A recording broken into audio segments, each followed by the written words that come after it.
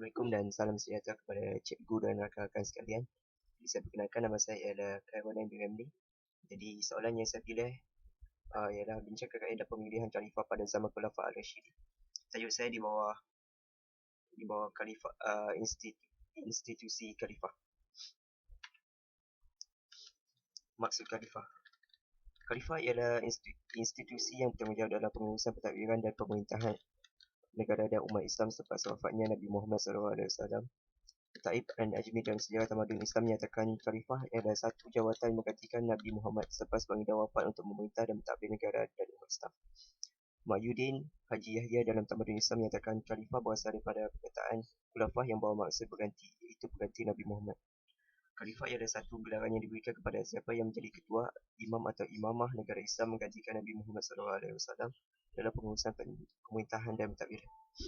Jadi sebenarnya adalah isi bagaimana pemilihan khalifah.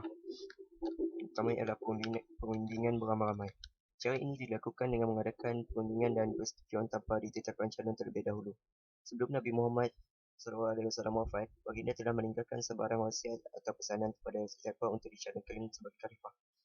Untuk menentukan siapakah yang akan dilantik menjadi khalifah, umat Islam yang diwakili oleh kaum Muhajirin dan Ansar telah berhimpun di Dewan Bani Sa'adah untuk berbincang dan melantik khalifah pertama. Untuk mengelakkan sebarang permasalahan dalam kalangan kaum Muhajirin dan Ansar, Saidina Abu Bakar Al-Siddiq mencalonkan Saidina Umar Al-Khattab mewakili golongan Muhajirin dan Abu Ubaidah mewakili Ansar untuk dipilih sebagai khalifah. Saidina Umar Al-Khattab menarik diri daripada pencalonan dan diikuti oleh Abu Ubaidah.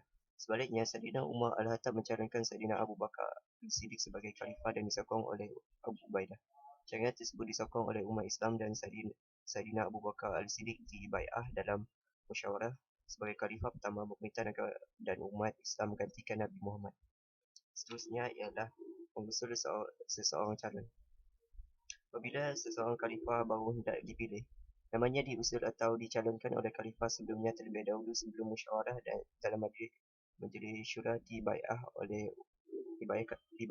oleh umat Islam. Nama khalifah itu akan diputuskan dalam majlis syura. Contohnya penetapan Khalifah Umar Al-Khattab sebagai khalifah kedua dalam Khulafa' Ar-Rasyidin. Semasa Khalifah Abu Bakar Al-Siddiq tengah gering, umat Islam berusaha pulih daripada masalah kemunculan nabi-nabi palsu dan golongan murtad. Untuk mengelakkan masalah dalam negeri berlaku kembali, Khalifah Abu Bakar Al-Siddiq mencalonkan Saidina Umar Al-Khattab untuk dipilih sebagai khalifah menggantikan memerintah negara dan umat Islam. Pencalonan ini dipersetujui oleh para sahabat dan umat Islam.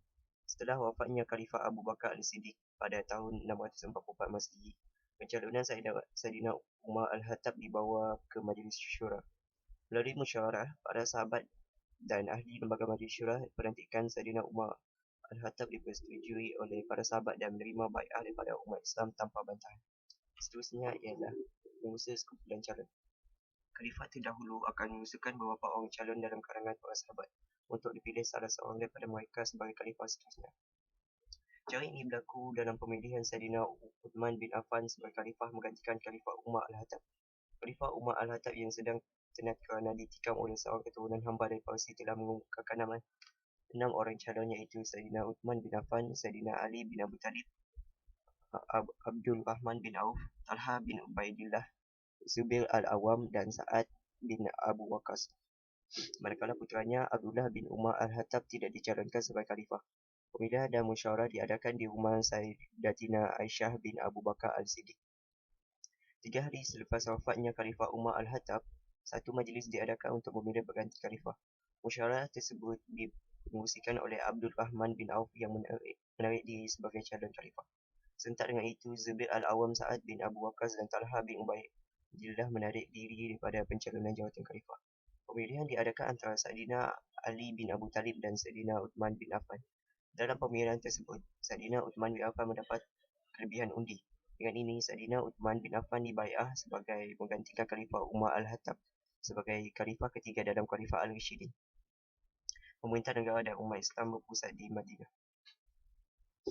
Seterusnya adalah penyusulan oleh sekufu dan masyarakat.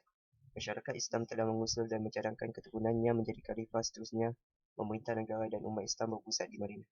Cara tersebut berlaku semasa pelantikan Saidina Ali bin Abu Talib dilantik sebagai khalifah seterusnya. memerintah negara selepas kewafatan Khalifah Uthman bin Affan pada tahun 656 Masihi.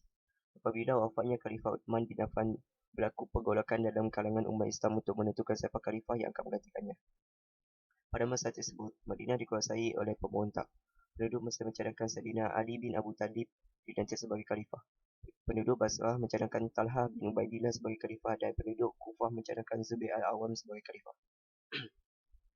Oleh kerana terdapat 3 orang calon untuk jawatan khalifah, maka pemilihan dan musyawarah diadakan untuk menentukan siapakah antara 3 orang calon tersebut yang akan dipilih oleh umat Islam sebagai khalifah berikutnya. Keputusan pemilihan dalam musyawarah tersebut, Saidina Ali bin Abu Talib dibaiatkan sebagai khalifah yang keempat. Kesimpulannya, pelantikan khalifah-khalifah dalam Khulafa' ar-Rasyidin berlaku secara demokrasi. Pemilihan dilakukan oleh umat Islam dalam majlis yang dikenali sebagai Majlis Syura, yang ahli-ahlinya terdiri daripada para sahabat Nabi Muhammad SAW dan ketua-ketua kaum. Itu saja daripada saya. Sekian, terima kasih.